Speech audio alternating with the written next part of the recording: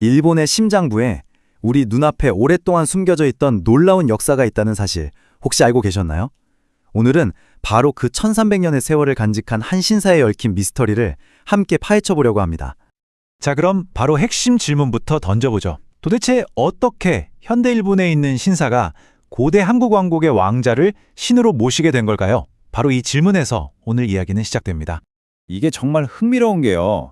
이 신사가 지금은 성공의 신으로 불리면서 엄청난 파워 스팟으로 유명하다는 겁니다.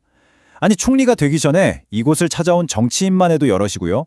심지어 2017년에는 아키히토 천황까지 공식적으로 방문했을 정도예요.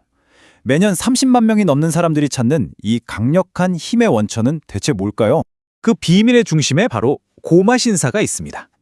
자, 이 신사의 진짜 의미를 알려면 우리 시간을 훌쩍 거슬러 올라가야 합니다. 무려 1300년 전으로요. 자, 먼저 이 이름부터 짚고 넘어가야겠죠. 고마, 고려.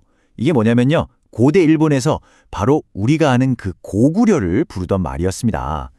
벌써 이름에서부터 이 신사와 고구려 사이에 아주 직접적인 연결고리가 보이죠. 자, 이제 무대를 1300년 전으로 옮겨보죠. 한 위대한 제국이 혼돈에 빠지던 바로 그 시점입니다.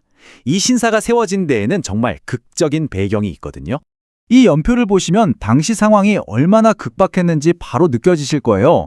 서기 660년 고구려 내부에 권력 다툼이 일어나고 약광 왕자는 군사 지원을 받으러 일본으로 건너갑니다. 그런데 불과 2년 뒤 고구려가 완전히 멸망해버리죠. 돌아갈 나라가 없어진 왕자와 유민들을 위해 710년 일본 조정이 고마군이라는 특별한 정착지를 만들어주게 됩니다. 그리고 바로 이 숫자 1799. 이게 무슨 숫자냐면요. 당시 일본 전역에 뿔뿔이 흩어져 살던 고구려 유민들을 한 곳으로 모아서 새로운 터전을 만들어줄 때 바로 그때 모인 사람들의 수입니다. 한 나라의 역사가 끝나고 새로운 공동체의 역사가 시작되는 순간이었죠.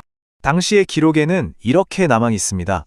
고구려의 반란이 일어나 왕이 일본으로 건너왔다. 천황의 명으로 무사시 지방의 고마로 이주했다. 정말 짧고 담담한 문장이죠. 근데 이 안에는 나라를 잃은 사람들의 그 모든 이야기가 담겨 있는 것 같아요. 자, 그럼 이 사람들은 어떻게 그냥 살아남는 걸 넘어서 이 새로운 땅에서 성공적인 공동체를 만들어낼 수 있었을까요? 우선 이 고구려 군이 세워진 위치가 이게 절대 우연이 아니었습니다. 당시 일본 최초의 화폐를 만드는데 꼭 필요했던 구리가 발견된 곳 바로 근처였고요. 또 북쪽의 다른 세력들을 막는 군사적인 방어선 역할까지 했죠. 그러니까 이 고구려 유민들은 단순한 난민이 아니라 일본 조정에게는 아주 중요한 전력적 파트너였던 셈입니다. 그리고 그 중심에 바로 약광 왕자가 있었던 거고요. 자, 그런데 이들이 가져온 건 단순히 몸뿐만이 아니었습니다. 바로 당대 최첨단 기술이었죠. 이 표를 보시면 그 차이가 정말 한눈에 들어오는데요. 당시의 일본의 기술과 비교해보면 이건 거의 차원이 다른 수준이었어요. 농업기술, 철 다루는 기술, 비단 만드는 기술, 그리고 무엇보다 바로 이겁니다. 철갑으로 무장한 기병, 즉 기마술. 이건 그야말로 당시 일본 사회에 엄청난 충격을 준 말 그대로 게임 체인저였던 것. 여기서 아주 흥미로운, 어쩌면 조금은 도발적인 질문을 하나 던져봐야 할 것 같습니다. 고구려에서 온 이 최정예 철갑 기병들, 이들이 혹시 우리가 아는 사무라이의 시작은 아니었을까요? 정말 흥미로운 가설이죠. 그럼 이 고구려 전사들과 사무라이의 기원, 그 연결고리를 한번 파헤쳐 보겠습니다. 자, 근거는 크게 세 가지입니다. 첫째, 사무라이가 처음 등장한 곳이 바로 이 고마군이 있던 간토 지방이라는 점. 우연일까요? 둘째, 원래 고대 일본에는 말이 없었어요. 이 기마 문화 자체가 한반도에서 건너온 거란 말이죠. 그리고 마지막으로 가장 결정적인 건데요.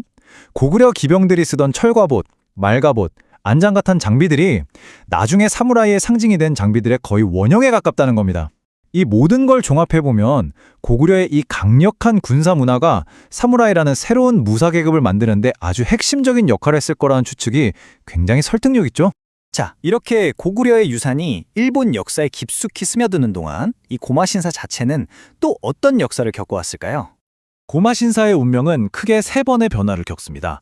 처음 수백 년 동안은 그 지역을 다스리던 고마 가문의 정신적인 중심지였어요. 그런데 20세기에 들어서면서 일본 제국주의 시대에는 이게 식민지 조선과의 동화를 강조하는 상징으로 이용되기도 하는 아픈 역사를 겪습니다. 그리고 마침내 오늘날 그런 과거를 딛고 지금은 한일 우호와 문화교류의 상징으로 다시 태어난 거죠. 하나의 공간이 시대에 따라 이렇게 다른 의미를 갖게 된다는 게 참 많은 걸 생각하게 합니다. 그리고 이 모든 이야기를 관통하는 정말 믿기 힘든 사실이 하나 있습니다. 1300년 전 이 땅에 처음 정착했던 그 약광 왕자의 혈통이 단 한 번도 끊기지 않고 지금까지 이어져 왔다는 겁니다. 지금 이 신사의 최고 책임자인 궁사가 바로 그 왕자의 60대 직계 후손이에요. 이건 뭐 살아있는 역사 그 자체죠. 결국 이 고마신사의 이야기는 우리에게 이런 질문을 던지는 것 같아요. 우리가 지금 살고 있는 이 세상에 어쩌면 우리가 전혀 모르고 지나쳤던 잊혀진 과거와 현재를 잇는 이런 숨겨진 이야기들이 또 얼마나 많이 있을까요? 바로 우리 주변에서 발견되기를 기다리고 있을지도 모릅니다. 정말 흥미롭지 않나요?